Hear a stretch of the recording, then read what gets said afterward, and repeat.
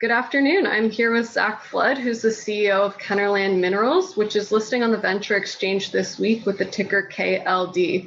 Zach, thanks for joining us today and congratulations on the new listing. Thank you very much, Tina. I appreciate it.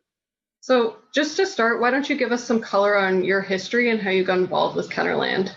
All right. In 2016, myself and three of the co-founders got together to start the company. We'd started coming out of a downturn around then. We noticed that there's a severe lack of new discoveries being made, and perhaps that was a result of very little greenfields exploration happening. So we decided to focus on the greenfield space. And because it was still challenging to raise capital at that time, we went with more of a project generation model. So we were able to stay private for the last 4 years while we've advanced a portfolio and acquired multiple opportunities in Quebec and Alaska through staking, and we partnered up with some really great industry partners. We have currently 2 projects under earn-in to Sumitomo Metal Mining. One with Newmont Corporation, and previously we were working with Freeport up in Alaska on our porphyry project there. So we've managed to do a lot of exploration since 2016. These projects are now kind of at that critical discovery stage where we start putting some drill holes into them. We made a discovery last year in northern Quebec, in the Frotid Evans Belt, at an area we're calling Renault now, and the projects with Sumitomo, and that kind of segued into taking the company public. So we just completed a reverse takeover of Northway Resources, which was a related party. We've raised $10 million in cash, and we'll be listed on Wednesday, and we're really ready to hit the ground this year in 2021 with a lot of exploration. Yeah, so you mentioned the Renault discovery. You've seen 29 meters of 8.47 grams per ton gold. Can you walk us through the discovery process and what your plans are for that asset? For sure. So our approach in general to exploration is quite simple. We're looking for large areas of prospective geology that are lesser explored or have low exploration maturity. Typically, these will be more covered terrains. You have a lot of glacial till in the Canadian Shield, so we focused on areas that are covered there, and acquire these large areas through staking, ideally, and then apply kind of a systematic approach to exploration, whether it be large-scale kind of property-wide geochemical surveys or geophysics. And at Renault in particular, we originally staked around 57,000 hectares of ground in the Frotid Evans Belt in 2017. It was mostly open at that time. We brought Sumitomo in 2018, and we began that regional exploration. And after 2 years of till sampling, effectively we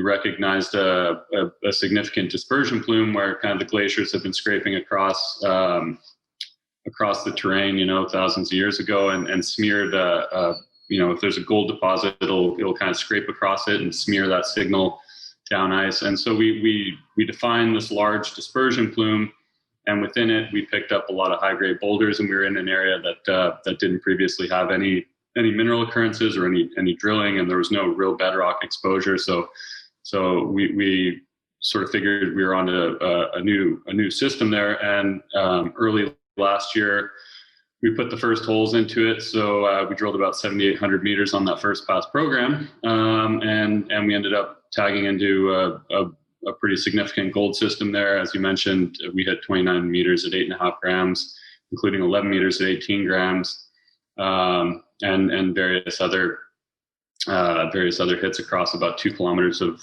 strike. So the system has a big footprint, but we just scratched the surface, but I think we can call that a bona fide discovery. So that's kind of the process, and we're applying that elsewhere. We have over 400,000 hectares of mineral tenure between Quebec, Alaska, and some nickel targets in the Thompson Nickel Belt in Manitoba as well. But we're well positioned to hopefully make more of these discoveries and really kind of flesh out what this one is going to look like going forward in 2021. So we got a big drill program there planned in March. We'll drill about 9,000 meters, and if the results are positive from that, we'll carry on drilling, and yeah. That's great. And it sounds like the Renault discovery was the catalyst to get the company public. So starting to trade this week, and you did a financing as well. Can you take us through the financing terms and what the use of proceeds will be? Yeah, so we did, as you mentioned, a reverse takeover of Northway Resources. There's currently about 45 million shares out. We raised at a dollar per share. So that gives us kind of a basic market cap of 45 million today with 10 million in the bank, or 9.5 million in the bank actually. And the plans are to spend that in the ground. So we have up to 7 million planned for this year in 2021 to advance our own projects. So those include Tanacross, which is a porphyry copper project in eastern Alaska, and Healy, which is a gold project that we optioned from Newmont in the Goodpaster district, which is another great discovery opportunity there. And then advancing our pipeline of greenfields projects in Quebec, mostly in the Abitibi. We have around 300,000 hectares of ground in the Abitibi alone. We're not just in the Abitibi, but the Abitibi and the Frotet Evans Belt. But we are one of the largest land holders in Quebec, and I think the largest in the Abitibi. So there's a lot of ground out there, and we're going to be applying that same approach that we took at Frotet, and we'll see what comes out of that. But alongside that, we have the partners. Our Sumitomo has approved a budget of about 3.8 million for the drill program at Frotet. We have another 700,000 approved for Chikobi, which is a project that we've been exploring for about 2 years in the central Abitibi Greenstone Belt. And so drilling three projects this year. From March, April will be Frotet. And then June, July, we'll be up at Healy in Alaska. And then August, September, we'll be drilling Tanacross in eastern Alaska. So there's lots to look forward to. Yeah, it definitely sounds like you're going to have a busy year. Well, thanks for the introduction to Kenorland. I'm looking forward to the webinar this week and to seeing how the stock starts trading. All right. Me as well. Thank you very much for having me on here.